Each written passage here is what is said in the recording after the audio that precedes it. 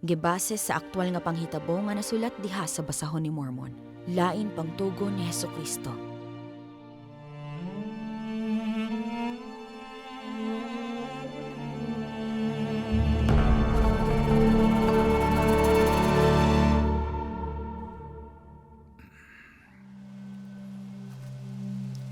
Ug ako nakakita og gunitanan nga puthaw. Og naglugway kini subay sa daplin sa suba, og nagpaingon sa kahoy diin ako nagbarug. Ug ako usab nakakita og higpit og pigot nga agyanan, buyon sa gunitanan nga puthaw, gani sa kahoy diin ako nagbarug. Ug kini usab paingon sa tinubdan sa nagulbo nga tubig, ngadto sa dako og lapad nga umahan. Ingon nga kini usa ka kalibutan.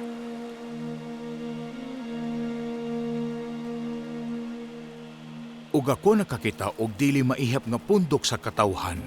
Kadaghanan kanila mipadayon paingon sa unahan, nga unta sila makaabot sa dalan paingon sa kahoy.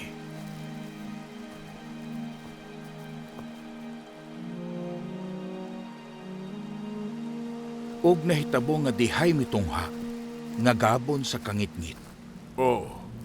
Gani hilabihan kadako nga gabon sa kangitngit. Hangtod nga sila, kinsa misugod sa pagsubay sa agyanan, nangawala sa ilang agyanan, na sila nangasaag ug nangawala. Ako nakakita nga ang uban mipadayon sa unahan, ug sila mituol ug migunit sa tumoy sa gunitanan nga puthaw. Ug sila mipadayon paingon sa unahan lahos sa gabon sa kangitngit, nang gunit sa gunitanan nga puthaw. Gani hangtod nga miduol sila og mikaon sa bunga sa kahoy.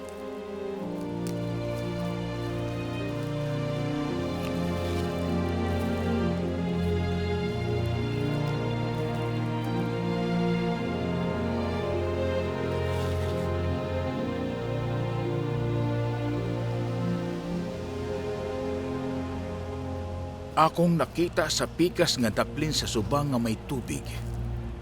Usa ka dako og lapad nga gambalay, ug kini nagbarug. Ingon nga anaa sa hangin, taas ibabaw sa yuta, ug napuno kini sa katawhan, mga tigulang ug mga batan-on, mga lalaki ug mga babae, ug ang matang sa ilang panapot hilabihan kaanindot. Ug ang ilang mga kinaiya, ingon og nagbiay-biay, ug nagtulisok sa ilang mga tudlo, niadtong niabot ug mikaon sa bunga. Ug human sila makatilaw sa bunga sa kahoy, sila mitan-aw sa palibot ingon og sila nangaulaw. Tungod niadtong nagbugal-bugal kanila, ug sila nangahulog sa gidili nga mga dalan ug nangawala.